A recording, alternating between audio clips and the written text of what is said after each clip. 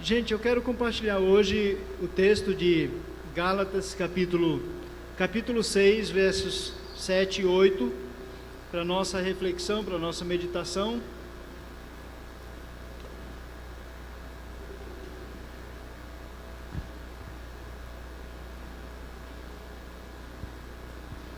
Gálatas, capítulo 6, versos 7 e 8. Encontraram? Vamos ficar em pé em reverência à palavra de Deus para a leitura? Eu vou ler o versículo 7 e vocês vão ler o verso 8 todos juntos, tá bom? Eu leio o 7 e vocês o verso 8 desta epístola de Paulo aos Gálatas, capítulo de número 6.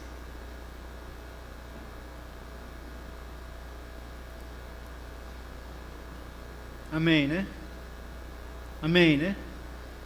Amém. Todos encontraram. Então, diz assim a palavra de Deus: não vos enganeis, de Deus não se zomba, pois aquilo que o homem semear, isso também ceifará.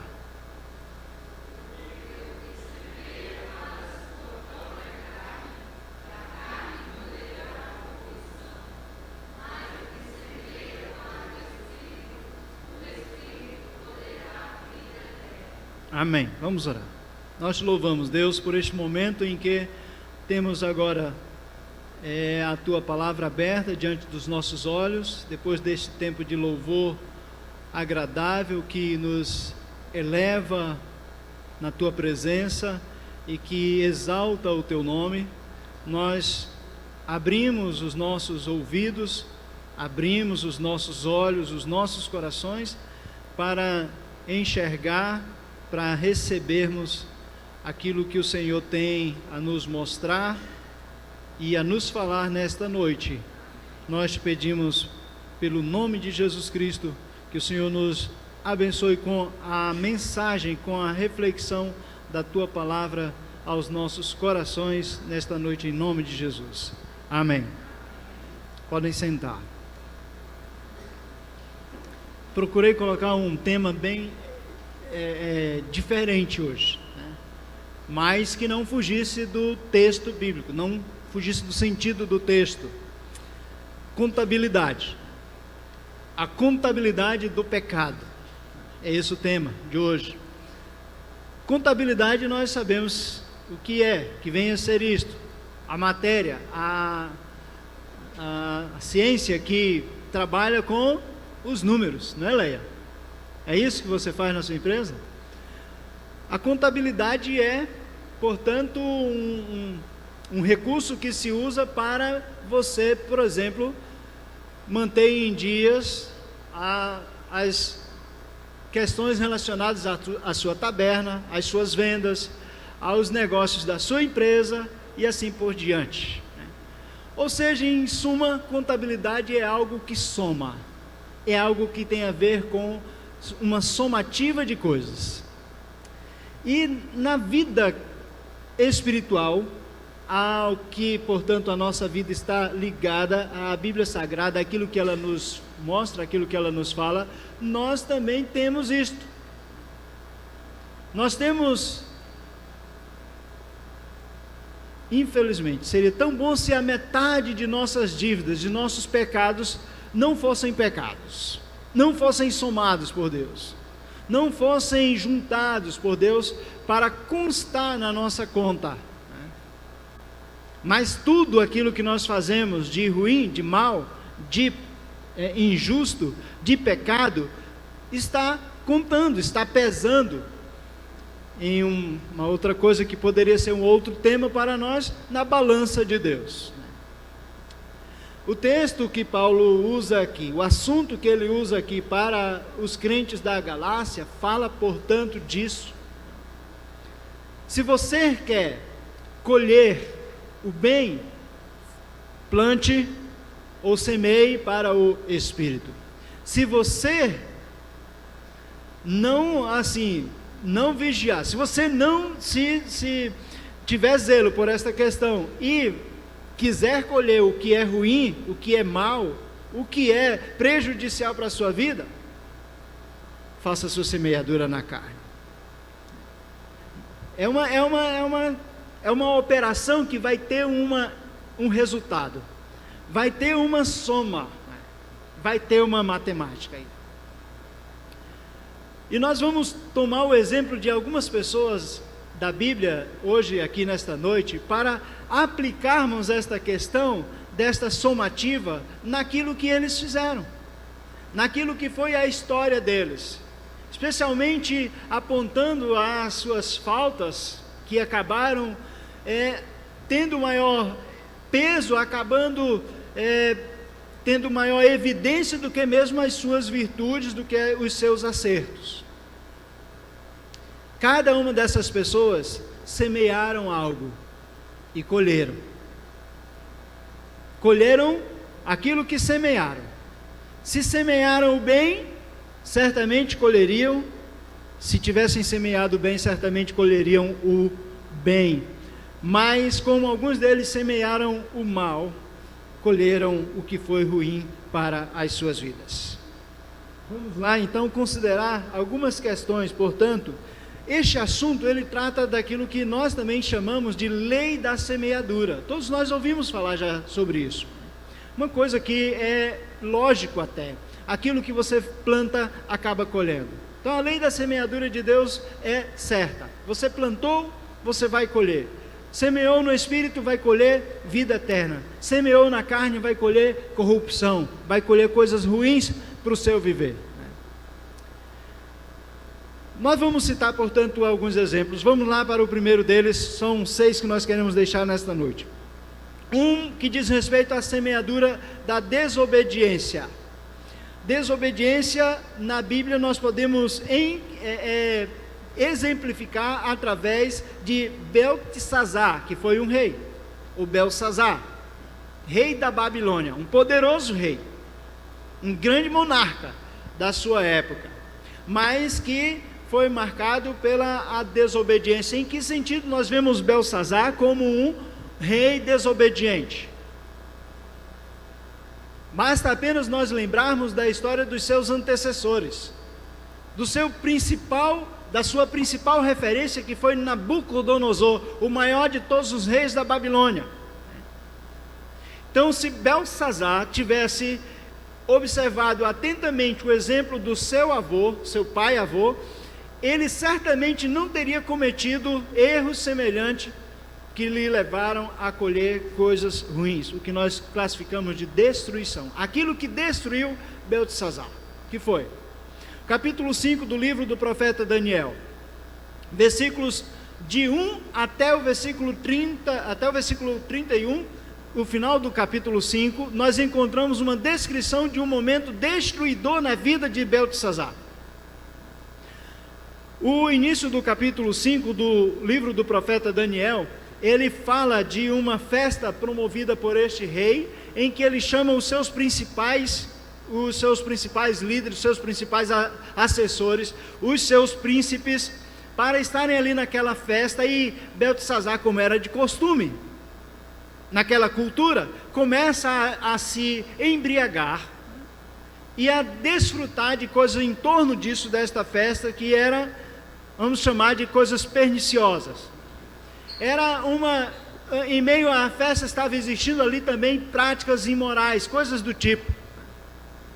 E então, nesse momento, Beltesazar manda que fosse trazido até ali aquela sala do banquete, daquela festa que ele estava oferecendo para todos os seus convidados, aqueles utensílios que eram utensílios consagrados, que Nabucodonosor, o seu avô, havia trazido lá da terra de Canaã, da terra de Israel, no tempo que Nabucodonosor conquistou o povo de Judá.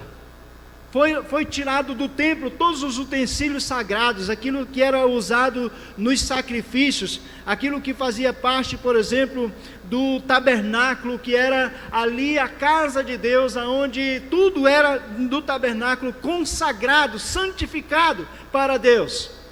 E ali Beltesazar tem a ousadia de pegar na mão objetos que eram consagrados, santificados para Deus, e usar para satisfazer os seus prazeres, a sua orgia daquele momento. E é então nesse contexto quando vem uma coisa extraordinária, que é a escritura na parede, ali em frente a Beltesazar, que era o dedo de Deus, ou enviado por Deus, diz o profeta Daniel, para descrever uma mensagem, ou escrever uma mensagem para este rei. Então, a destruição de Beltesazar, primeiro começou pelo fato dele usar utensílios consagrados para Deus, ou a Deus, para o seu bel prazer. Ou seja, ele foi destruído pela maneira como ele usou coisas consagradas para Deus. O julgamento apareceu lá na parede da sala do banquete de Beltesazar. Ele estava condenado. Naquele momento, as pernas de Beltesazar tremeram, os joelhos bateram um no outro. É assim que a Bíblia descreve. Era Deus dando um veredito sobre a vida, o comportamento daquele monarca, dando, portanto, a batida do martelo com relação ao fim da história deste rei, do seu reinado, da sua vida, porque naquela mesma noite o texto conta, o capítulo 5 de Daniel, que a Babilônia foi invadida pelos medos e persas e Beltesazar morreu. Disciplina de Deus, destruição da vida, porque usou as coisas que foram a Deus consagradas. Aqui cabe nós fazermos a pergunta a nós: como estamos usando aquilo que a Deus já foi consagrado? Aquilo que a Deus já foi santificado? Como estamos fazendo uso destas coisas, sejam eles objetos, seja algo abstrato ou concreto? Uma das coisas que, por exemplo, me preocupa, irmãos, e eu creio que deve nos preocupar, é, por exemplo, a nossa matéria, o corpo. Como nós estamos usando algo que nós já dissemos ter sido consagrado a Deus, santificado para Deus? O que nós estamos fazendo deste instrumento, que, de acordo com o que Paulo diz em Romanos capítulo 6, não pode ser um instrumento de iniquidade, não pode ser usado como uma ferramenta para o pecado. Em 1 Coríntios capítulo número 6, o apóstolo Paulo diz que nós fomos comprados por preço, o nosso corpo inclusive, para que nele fosse feito a habitação do Espírito de Deus, e o Espírito Santo habita em nós. Vamos cuidar com a imagem do nosso corpo. Gente, vamos cuidar com a imagem do nosso corpo. Estou falando de imagem. É algo que foi consagrado para Deus. É algo que pertence a Deus. Beltesazar teve a sua destruição também no que diz respeito a não seguir o exemplo de Nabucodonosor, reconhecendo o Deus único verdadeiro, ou depositando a sua fé no Deus verdadeiro. Quem não faz isto também na vida, como Beltesazar não fez, acaba sendo destruído pelo próprio Deus. Sabe, uma das coisas que acontece, vocês talvez se observarem no texto aqui ou em casa em outro momento, vocês verão que é dito que a rainha mãe entrou na sala do banquete naquele momento da escritura na parede. Isso não podia. Só em casos excepcionais, extraordinários. E sabe por que ela entrou? Porque aquele momento foi um momento de fato de muito pânico naquela festa, porque não deve ter sido apenas Beltesazar que viu a escritura na parede. E quando os encantadores, os magos, os feiticeiros dali não conseguiram decifrar qual era a mensagem, embora estivesse escrita em uma língua inteligível, a rainha mãe entrou então na sala para dizer assim: há um homem em teu reino que foi trazido por teu pai Nabucodonosor, que tem o espírito do Deus vivente, e ele sabe interpretar. Uma coisa muito parecida do que aconteceu com José lá séculos atrás no Egito, não é? sendo levado ao faraó. Então, Daniel é trazido até o Beltesazar, e a mensagem, a palavra de Daniel a Beltesazar, este rei, começa dizendo assim: ó rei, Deus, o Altíssimo, deu a Nabucodonosor, o pai, portanto, o pai avô de Beltesazar, deu a honra, deu a glória, deu a majestade, deu a grandeza, e por causa da grandeza que ele deu, povos, nações e homens de todas as línguas tremiam e temiam diante dele. Ele mandava matar a quem queria matar, ele mandava viver a quem ele quisesse que vivesse. Mas devido ao orgulho que brotou no seu coração, ele se exaltou. A história conta isso. E o que aconteceu com Nabucodonosor? Foi banido. Ele foi tirado de entre os homens por causa de uma doença. Nabucodonosor endoidou. Nabucodonosor pirou. Deus fez isso. Ele não tinha mais condições de viver entre os homens. Sabe onde Nabucodonosor foi viver, passar os seus próximos anos? No meio dos animais. Pastar com os animais. Para somente depois de um tempo de quebrantamento, de humilhação, por causa de não ter de fato reconhecido aquele que é o Altíssimo, Deus dos deuses, Senhor dos senhores, ele então, ali depois de um tempo, ele é curado e reconhece que verdadeiramente Deus, o Deus de Daniel, é o Deus verdadeiro. Beltesazar poderia muito bem ter seguido o exemplo do seu avô em reconhecer, mas ali naquela festa, aqueles utensílios consagrados estavam sendo usados também em prol de, com a utilização para a adoração aos deuses falsos. Desobediência gerou destruição, abatimento da vida deste rei, deste homem, Beltesazar. Um segundo exemplo que nós vamos semear, mostrar para os irmãos, diz respeito à negligência, né? A semeadura da negligência. Se semear negligência, irá colher solidão.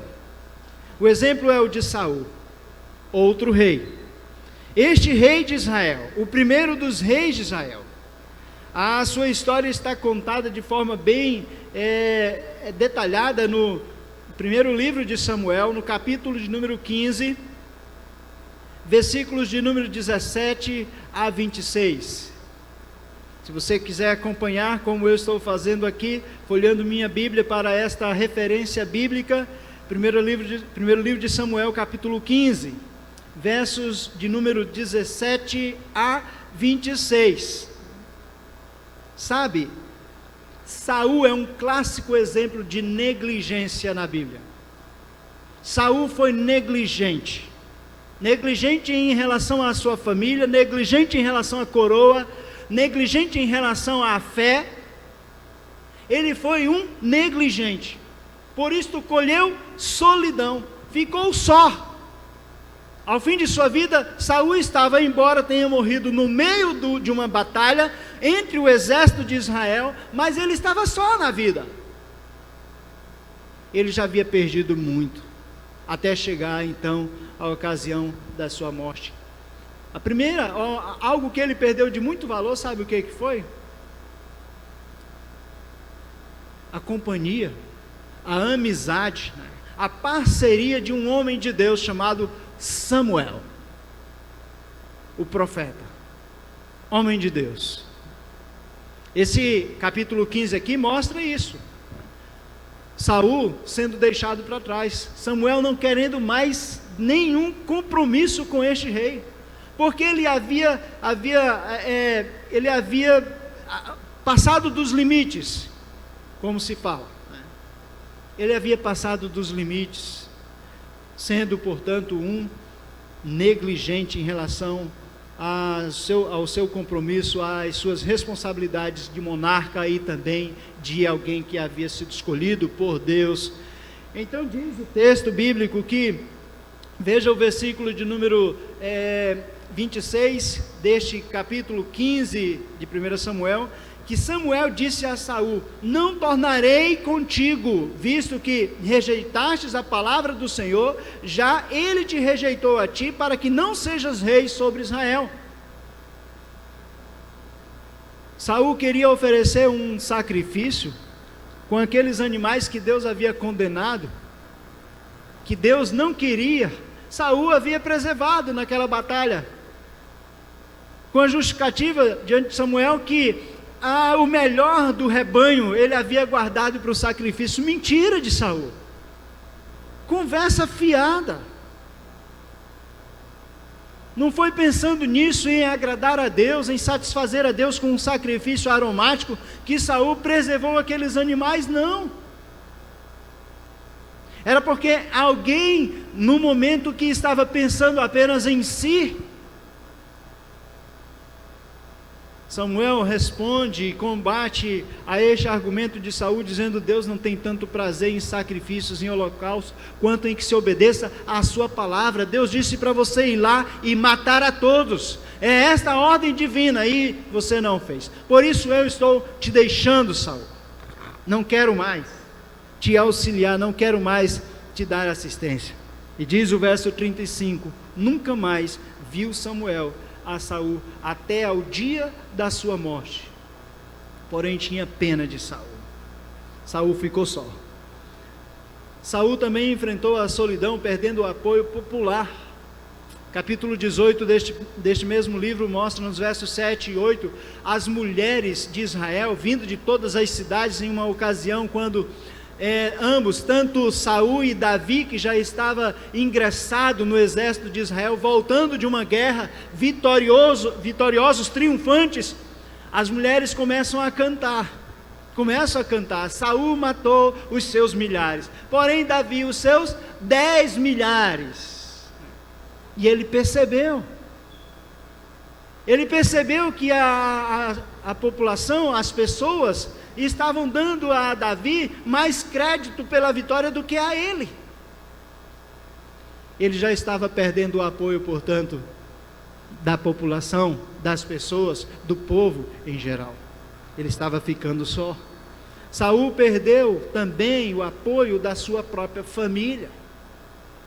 Ele perdeu o apoio de sua filha Mical, que casou-se com Davi, melhor dizendo. Ele perdeu o apoio de Jonatas, que se tornou o melhor amigo de Davi, um amigo leal.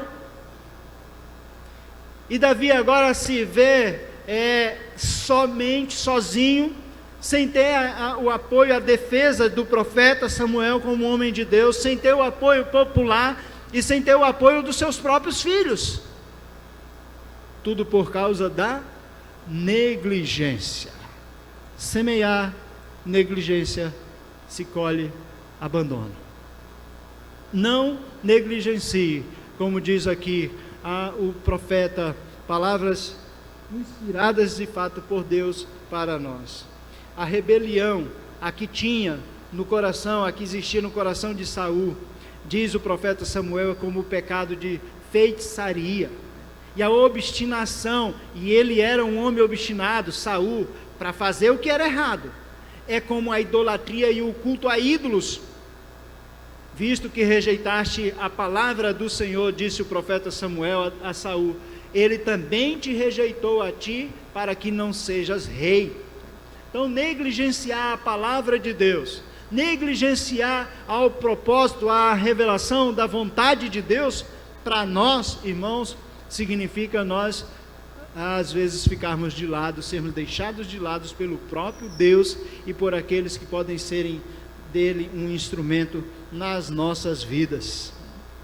O exemplo de Saul, portanto, é de alguém que semeou negligência e acabou colhendo a solidão. Um terceiro exemplo que nós mostramos nesta noite, também relacionado à semeadura, é o de Sansão. Sansão semeou pecado e colheu muito sofrimento. Sansão foi alguém, desde a sua concepção, alguém muito especial. foi alguém que desde o ventre foi muito especial nos planos de Deus. Deus tinha um propósito na vida de Sansão. Deus queria Sansão usá-lo. E Sansão tornou-se como outros também foram, juiz de Israel. Um monarca, um líder, um governante, um governador, que regeu o povo de Israel, que esteve à frente do povo de Israel em guerras, em batalhas. Contudo, a vida pessoal de Sansão, a vida particular de Sansão, foi uma vida conturbada, por causa do ímpeto que existia em Sansão para certas coisas. E uma delas se chama a paixão pelas mulheres. Sansão muito cedo mostrou-se assim, apetitoso, desejoso de desfrutar aquilo que popularmente se vê como o melhor da vida, né, para alguns. Cair no mundo, sair, viajar pelo mundo afora, e nessas experiências, portanto, viver a vida deleitosa como assim acha que ela seja. Sansão, portanto, se deu ao luxo de viver, de pecar contra Deus. E Sansão pecou terrivelmente contra Deus quando ele optou em sair do meio do seu povo e procurar em cidades estrangeiras mulheres para si. E dentre mulheres, então ele se engraçou e se apaixonou de uma bem especial chamada Dalila. E a Bíblia revela que Dalila foi, na vida de Sansão, uma verdadeira perdição. Dalila foi na vida de Sansão um atraso, um entrave. Dalila foi na vida de Sansão um instrumento do diabo, porque foi através dela que começaram os filisteus a maquinar um meio de acabar com Sansão. Sansão era aquele homem invencível, era aquele homem vitorioso, era aquele homem indestrutível, era aquele líder nato que saía à guerra com o seu povo, ou mesmo quando estava sozinho, nunca perdia. Os filisteus sofreram muito durante os anos em que Sansão estava à frente do povo de Israel, na condição de líder, de juiz. E então, Dalila foi, portanto, o instrumento que os filisteus tiveram em suas mãos para chegar a Sansão, para acabar com Sansão, para extrair de Sansão aquilo que era um segredo da vida, na vida de Sansão, posto por Deus ali. E depois de algumas tentativas frustradas, os filisteus então, depois de muita insistência de Dalila, Sansão revela qual que era o verdadeiro segredo da sua grande força. Imagine, nós vemos um homem saindo, arrastando o portão de uma cidade. Só podia ser um homem de muita força, só podia ser um homem de uma força excepcional, uma força sobrenatural. E esta força Sansão tinha, porque a fonte desta força, deste vigor, estava no alto, estava em Deus. Havia sido dada a ele através de um voto. Desde o ventre materno de sua mãe, Sansão havia sido consagrado para Deus. Ele era um que naquele tempo era chamado de nazireu. O nazireu, ele não podia cortar o cabelo. E a demonstração da força de Sansão estava em seus cabelos. Enquanto Sansão tivesse os cabelos grandes, compridos, ele tinha toda aquela força que Deus dava. Mas Dalila o traiu. Sansão, no desejo, no propósito de aproveitar a vida pecaminosa, experimentou o sofrimento da traição daquela que ele achava que era a mulher da sua vida. ela o traiu e o entregou nas mãos dos filisteus depois de ter cortado as tranças dos seus cabelos, e então Sansão ter sido depilado literalmente a sua cabeça, perdeu toda a sua força.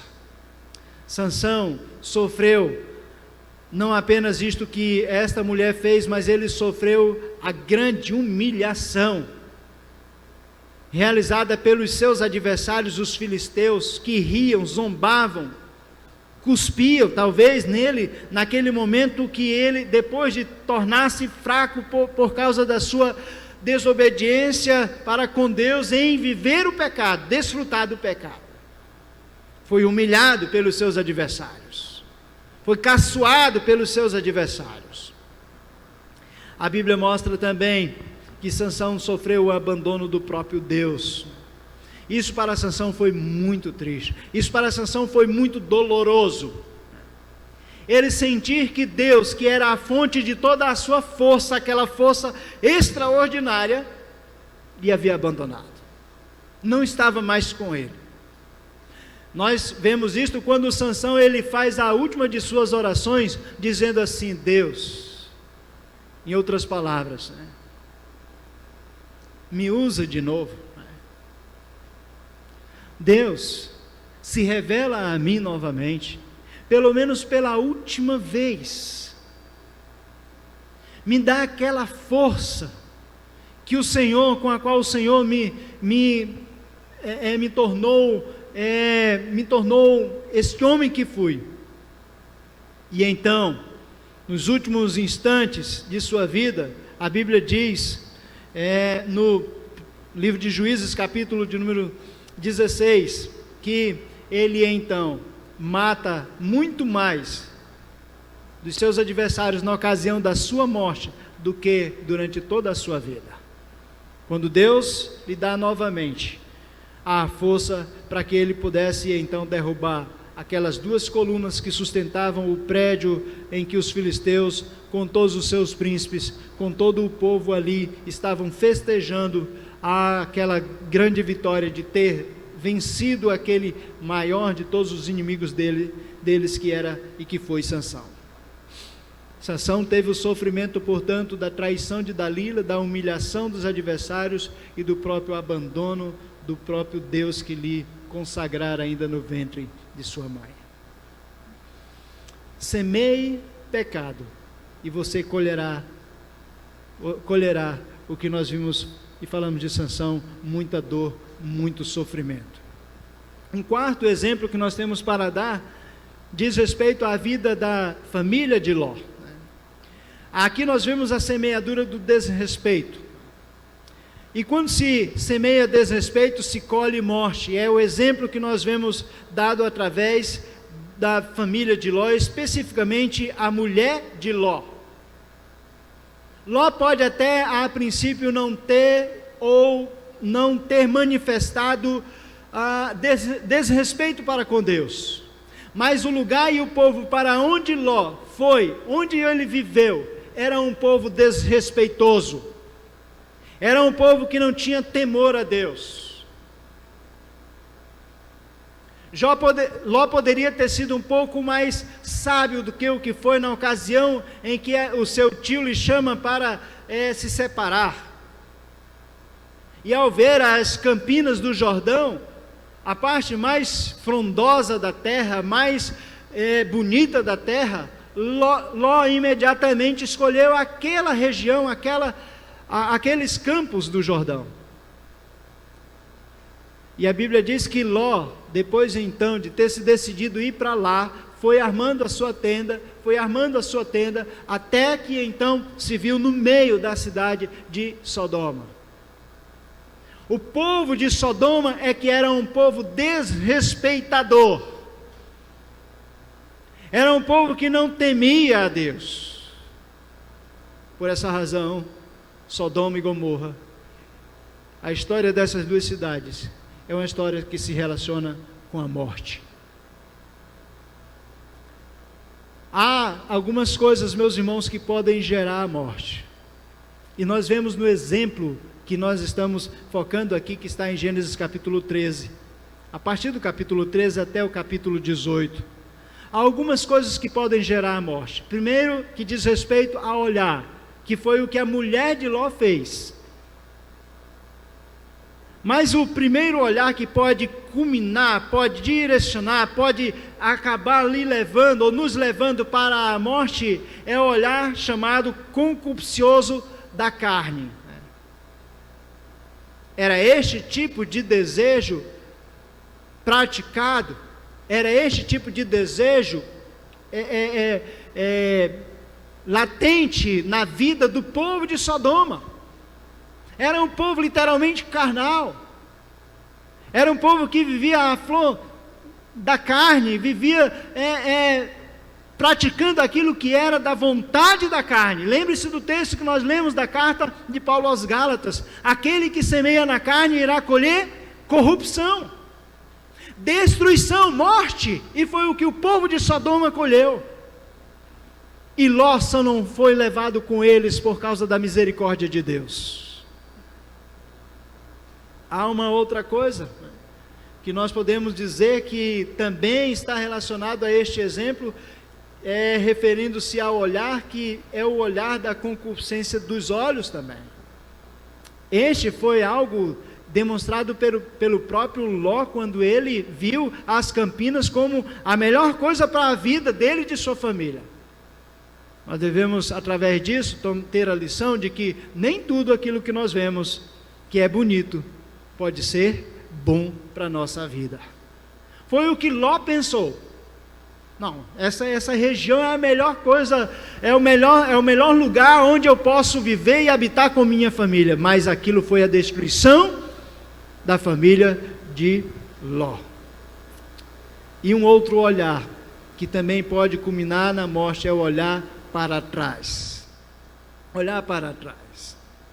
Foi o que a mulher de Ló, quando saía de dentro da cidade, quando Deus estava para destruir a cidade por intermédio dos anjos que ali estavam, seus emissários, seus mensageiros, ao ver que a cidade estava pegando fogo, que havia saraiva caindo sobre a cidade de Sodoma, a mulher de Ló olhou para trás e morreu. E a Bíblia diz que ela converteu-se numa estátua de sal. Jesus, nos seus dias, fez uso do exemplo da vida da mulher, do que aconteceu com a mulher de Ló. Em Lucas capítulo de número 17, Jesus faz uso dizendo assim: tomai também como exemplo a mulher de Ló. E Jesus está usando o exemplo da mulher de Ló num contexto de salvação. Logo em seguida ele diz assim: aquele que quiser salvar a sua vida, perdê-la-á, ou seja, a morte para este. Mas aquele que perder a vida por minha causa, este a salvará. Vida eterna. O que semeia no Espírito, colhe vida eterna. O exemplo da família e mulher de Ló. Semeia desrespeito e irá colher morte. O povo de Sodoma e a mulher de Ló colheram isso. Um quinto, nós vamos referir-nos a Caim aqui, como aquele que semeou inveja e colheu julgamento. Gênesis capítulo 4. Caim semeou inveja, e Caim era um verdadeiro sementeiro. Caim era um verdadeiro semeador, porque a sua profissão era lavrar o campo e plantar. Talvez o que alguns aqui fizeram, ainda na infância, no passado: plantar milho, plantar arroz, plantar feijão. Será que essas crianças de hoje, como o Felipe, sabem abrir uma cova para plantar um milho? Será que esses meninos de hoje sabem como que se faz a sementeira de abóbora, de jerimum, de melancia? Caim sabia muito bem o que era isso, porque ele era lavrador. Só que enquanto Caim semeava, e na mesma medida em que os frutos de Caim, ou as plantações de Caim iam nascendo, crescendo, produzindo, também ia crescendo, produzindo-se dentro dele um sentimento muito terrível para a vida do coração, e o coração do homem, chamado inveja. A inveja de Caim era por causa da vida. A inveja de Caim era por causa do seu irmão. A inveja de Caim era por causa das coisas. Abel havia escolhido a profissão de cuidador de rebanhos, criador de rebanhos. E com certeza Caim estava vendo o rebanho de Abel, seu irmão, crescer, se multiplicar, tornar-se grande. E aquilo que ele plantava, que ele lavrava, que ele limpava, que ele regava, talvez com muita luta que produzia-se alguma coisa. Caim foi tomado pela inveja, e por causa deste sentimento tão terrível, irmãos, ele acabou colhendo o julgamento de Deus. Capítulo 4 de Gênesis mostra Deus dizendo para ele que ele não seria um abençoado.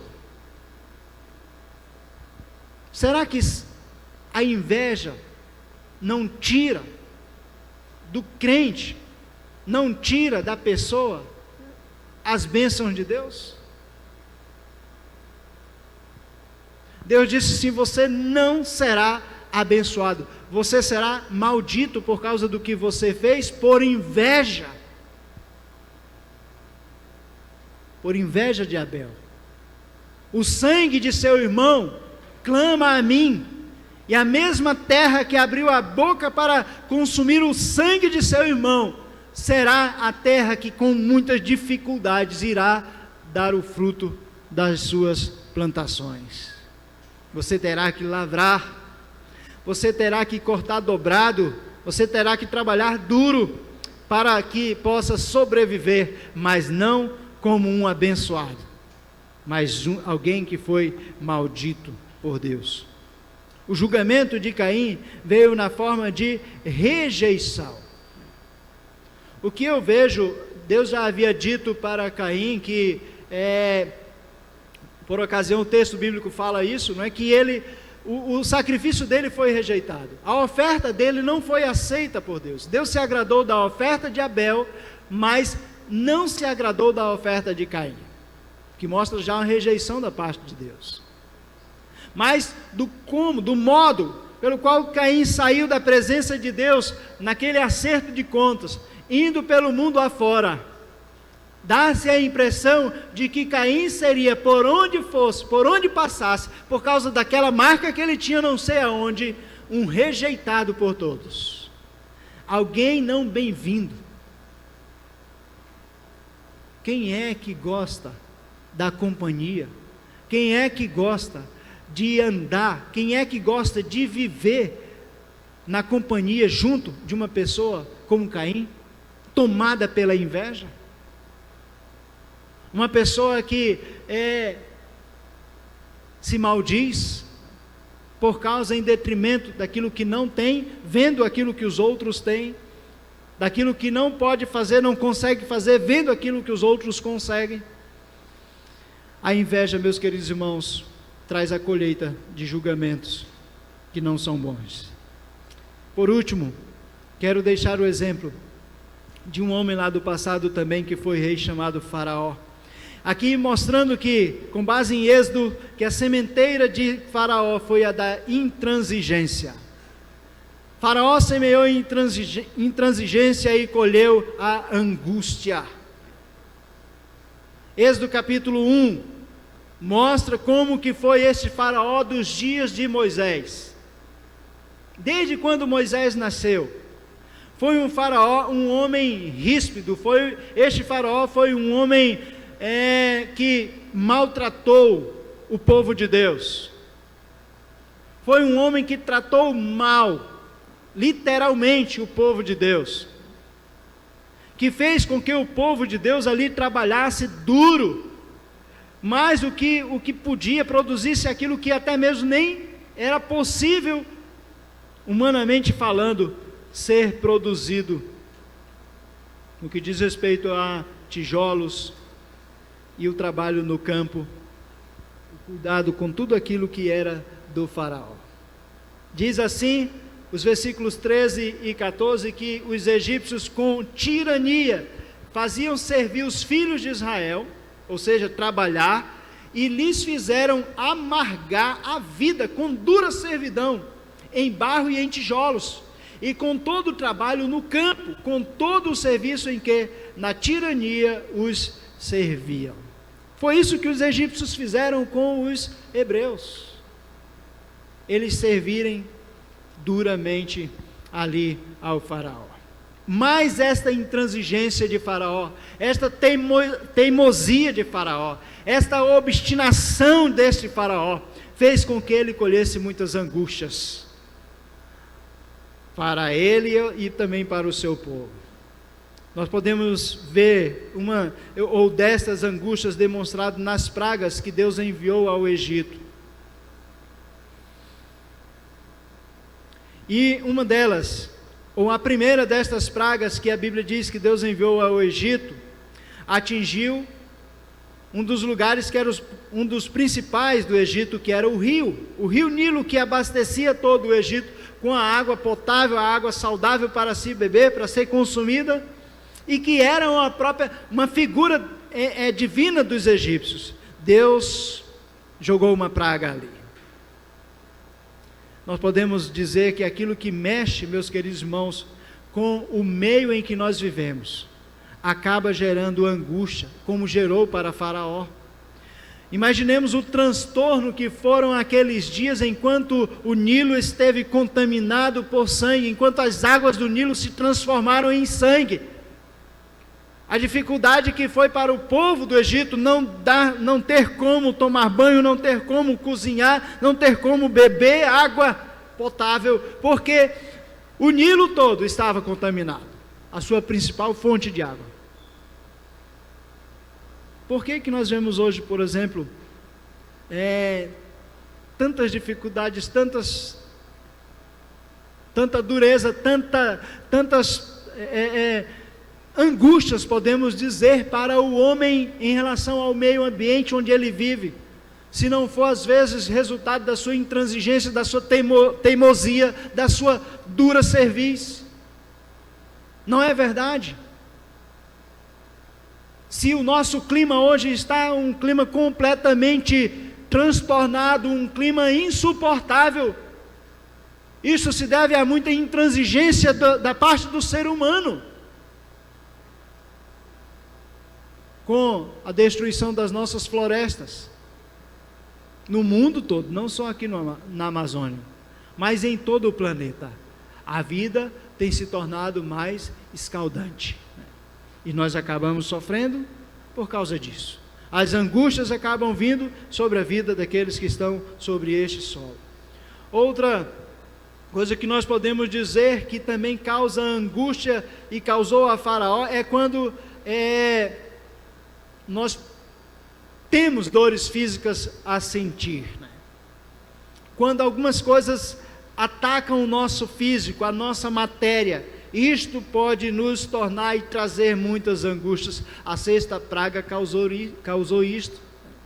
Úlceras em todos os egípcios, tumores que apareceram por todo o corpo do egípcio, isto tornando a vida deste povo uma vida angustiada. E o pior de tudo é quando as grandes e insubstituíveis perdas, elas também acontecem conosco. Não há angústia maior quando nós perdemos aquilo que de maior valor nós temos. E Faraó experimentou isto quando Deus mandou a 10ª praga. Deus tirou a vida do primogênito de Faraó. O filho de Faraó morreu. O filho primogênito de todos os egípcios morreram. O primogênito de todos os animais do campo também morreram, diz a Bíblia. quando o anjo do Senhor passou pela terra do Egito, cumprindo assim o que Deus havia determinado com a 10ª praga. A angústia tomou conta da vida deste homem intransigente, deste homem teimoso, que por 9 vezes teve a oportunidade de aceitar aquilo que Deus estava propondo por meio de Moisés e Arão, mas não quis, por ser obstinado, por ser teimoso. Deus então tira aquilo que é insubstituível, a vida de um filho. Deus levou para que Faraó aprendesse a lição de que não deve ser intransigente. Não nos enganemos, diz o texto bíblico que nós lemos hoje, porque de Deus não podemos zombar. Aquilo que plantamos, um dia iremos semear. Não vos enganeis. É interessante nós pensarmos que o sentido da palavra tem a ver com a missão de Satanás. Enganar é um dos ofícios que Satanás tem neste mundo, e uma das coisas que ele prega é que não se preocupe, porque aquilo que você faz, você não irá colher. Foi deste modo, desta maneira que ele tentou enganar Eva, ainda no Éden. Não nos enganemos pelo enganador. De Deus ninguém pode zombar. Aquilo que o homem faz na terra, aquilo que o homem semeia na terra, ele irá colher. Se ele semear no Espírito, ele irá colher vida eterna. Mas se ele semear na carne, ele irá colher condenação. É esta a contabilidade em relação aos pecados destes homens e mulheres em tempos passados, mas também pode ser a contabilidade em relação aos nossos também pecados de hoje. Portanto, vamos semear, mas semear para colher a vida eterna. Semeie no Espírito. Deixe Deus usar a sua vida como uma semente que vai frutificar para a glória de Deus e vida eterna. Amém?